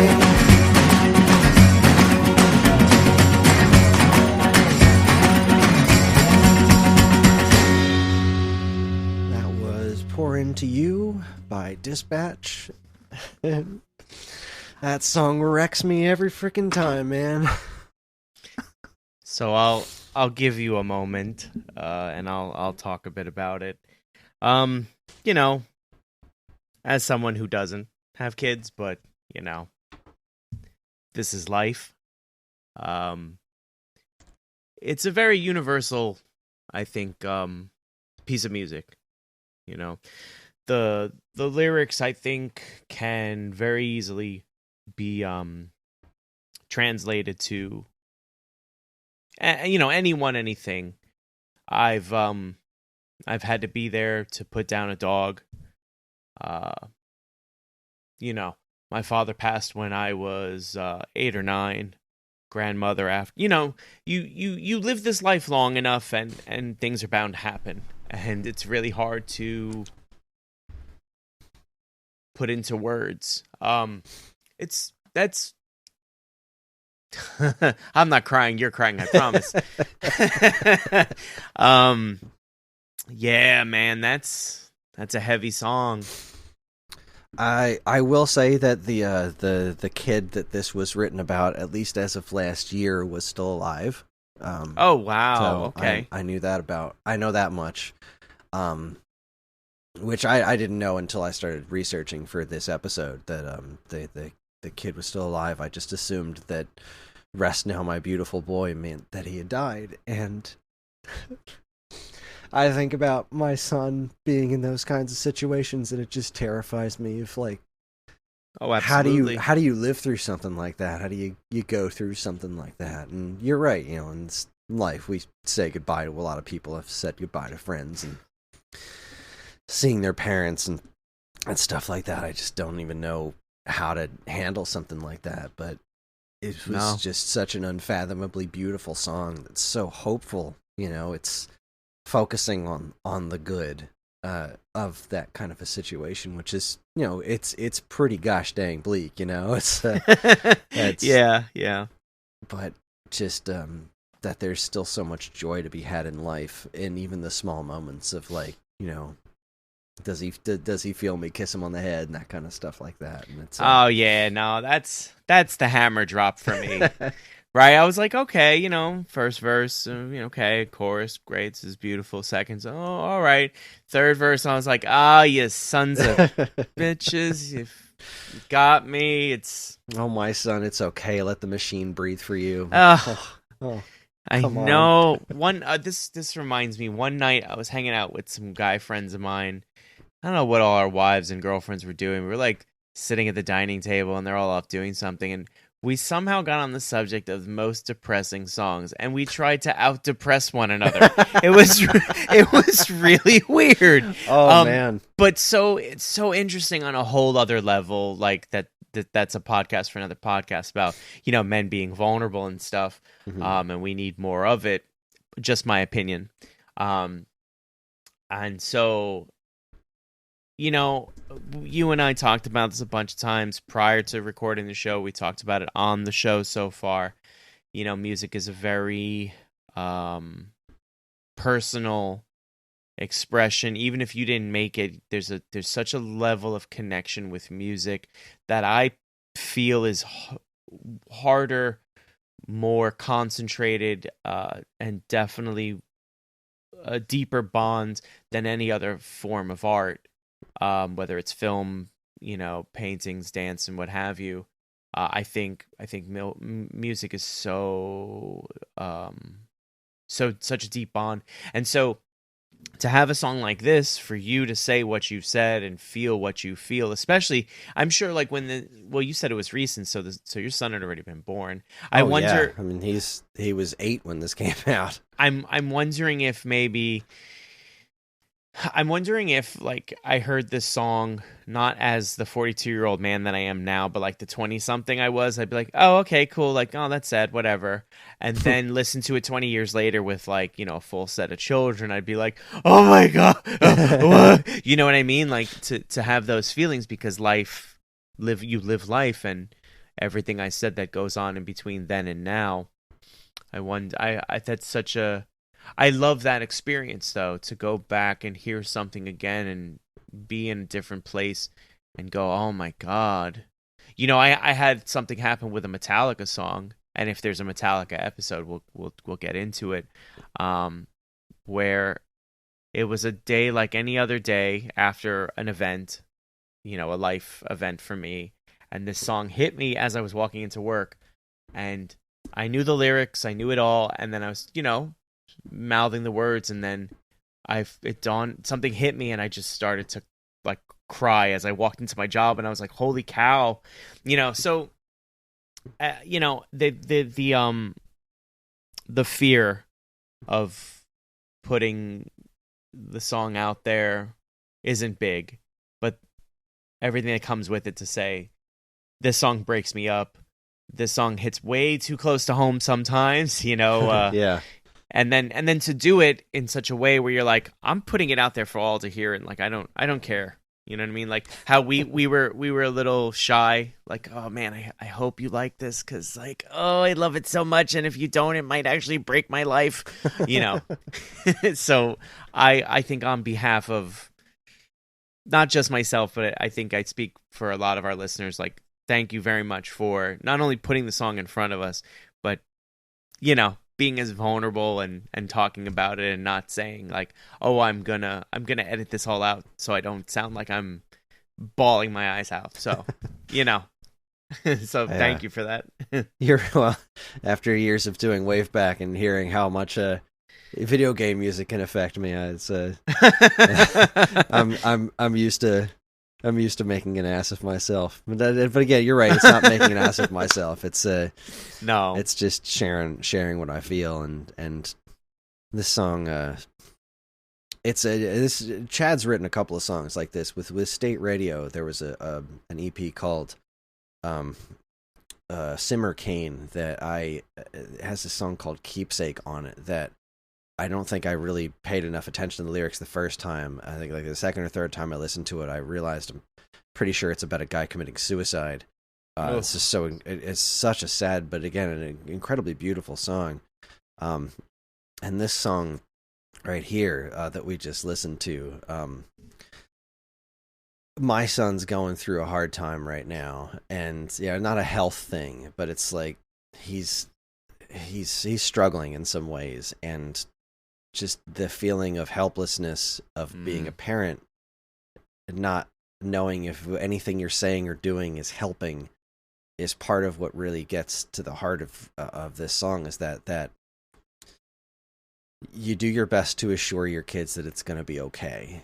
And I try that so much with my own son, and I don't know if it's sticking. I don't know if it's getting through, and all I can do is try my best. But it's just one of those things that sticks with you and connects with music. And I hope someday, if he listens to this music, to this soundtrack, or even this song or this podcast, that he understands how much I love him. But that's Dispatch. That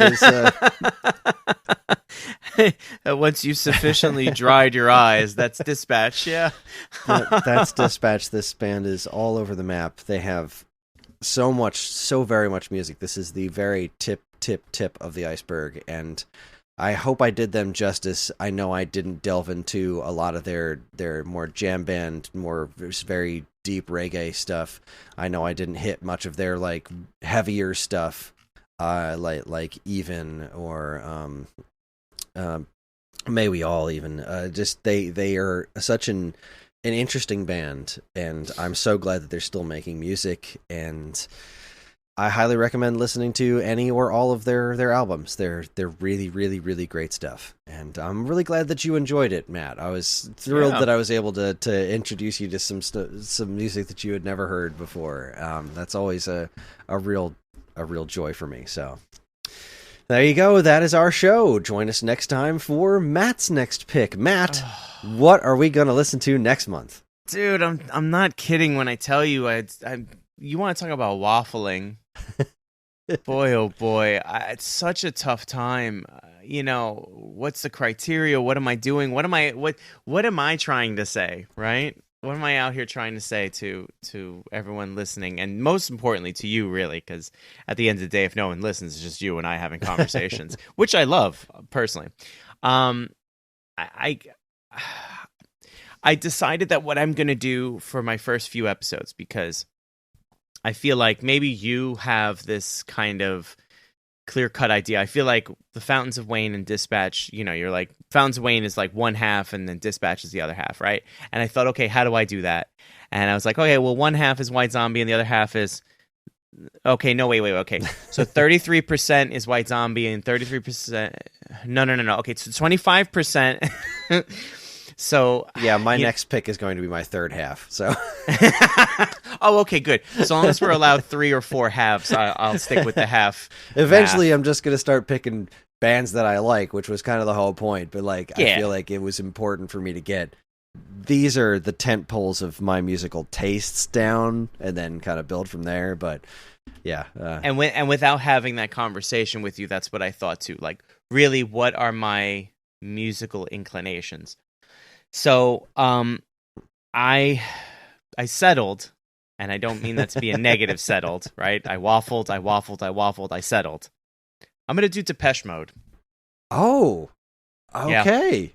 Yeah, I'm a massive Depeche Mode fan, and I thought, it was a tough choice. It was going to be electronic, but I thought Depeche Mode would be a good kind of like strictly electronic, but not the other electronic, which I will definitely do an episode on the other band. Again, I want to keep my cards close to the chest. I don't want to let the cat out of the bag for some things. But if you join our Discord, we do talk about stuff. So you might get a kernel for a new episode. At any rate, Depeche Mode is my choice for next episode, and that's going to be a tough one because they've been making music for a very long time. Yeah. So, I know very little Depeche Mode, so I'm very excited for this because it's a band now that very excited. It is a band that I am familiar with, but I know very, very little of. So that's exciting. Awesome. I'm very excited for this. Cool. Good pick. Thank you. All right. Well, it's time to wrap this thing up. We here at Turning Tracks are incredibly grateful to everyone who listens, and we love communicating with you when we can. We have a couple of ways you can do that. There's the Geekade Discord channel, in which we have a Turning Tracks chat, where we hope to discuss all manner of stuff relating to music and whatever our next episodes are going to be. And of course, you can always still send us an email at mail@geekade.com. And while you're at it, check out all our social media channels, which you should totally follow, like, and subscribe to if you haven't already. Turning Tracks and other Geekade podcasts are made possible thanks to the Geekade Patreon page. There, patrons can get access to a monthly podcast topic and recording schedule, get early access to most of Geekade's shows, including this one and more. And if you've enjoyed our podcasts over the years, follow the link in the description and give it a look. We really appreciate it.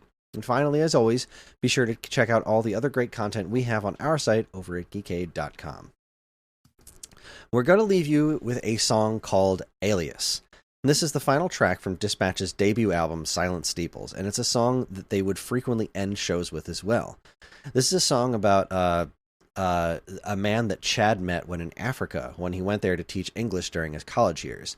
The beginning of the song is in Alias's native language, and if my memory serves right from a live show I saw once, it's a greeting that they use in his village that means, I am strong, are you strong? I am strong, if you are strong, I am strong. This song is an incredibly fun piece of music with lyrics that really stuck with me. It's also an awesome showcase, once again, of their abilities to harmonize with one another. This is, the popularity of this song is partially why they did that Dispatch Zimbabwe concert, and in fact, they brought Alias to that concert, brought him up on stage, which was incredibly cool. At least I'm pretty sure they did. I might be imagining that last part, but I don't think I am. It happened. Screw it. This is such a fun song. It's it's got a really good hook to it. And by the end, they're not even singing words anymore. They're just harmonizing with each other and just playing their voices like an instrument. That's cool. It's a wonderful song, like all the rest of these are. So enjoy it, and thanks for listening, everybody. And we'll see you next time.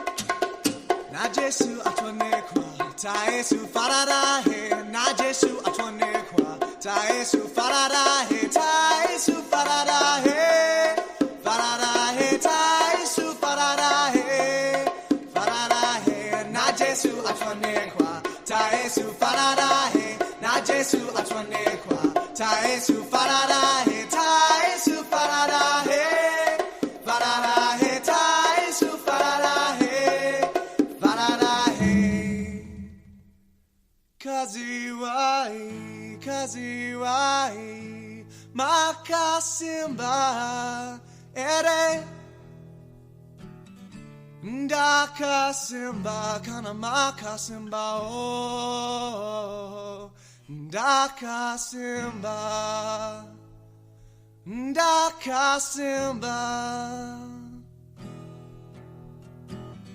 Ndakasimba Kana Makasimba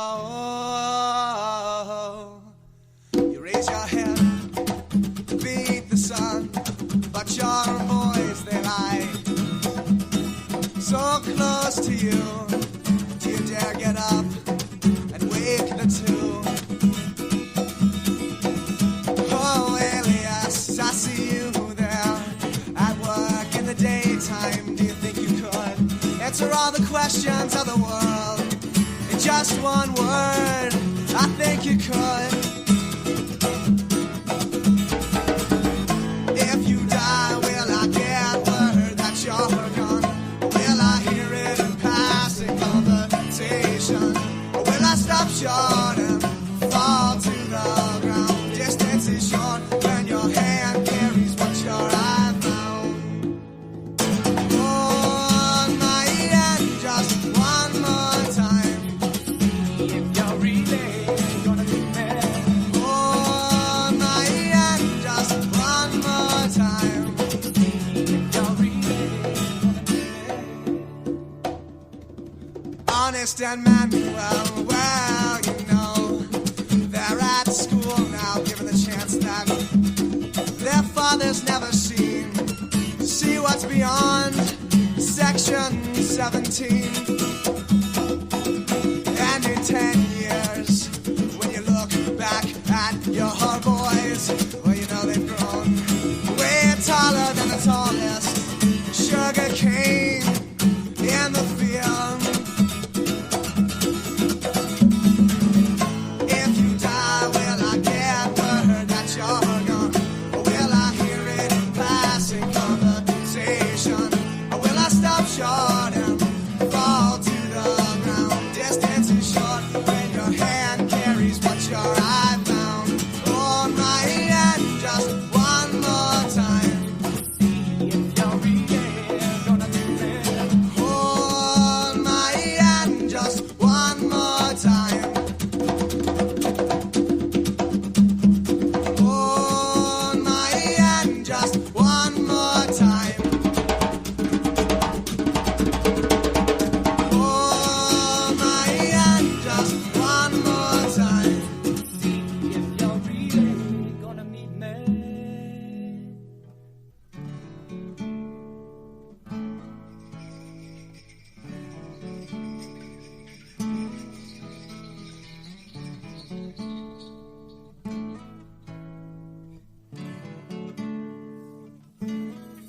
And I see your wife, she stands stooped over by the fire outside. And I see your boys, and when they look up, you know, I think they got their mother's eyes, 'cause she looks so proud. She looks so happy. She looks so proud. She looks so happy. Yeah, if you die, will I get word that you're gone? Or will I hear it in passing conversation? Or will I stop short and fall to the ground? Distance is short when your hand carries what your eye found. Hold my hand just one more time. See if you're really gonna be there. Hold my hand just one more time. See if you're really gonna be there. Hold my hand just one more time. Hold my hand one more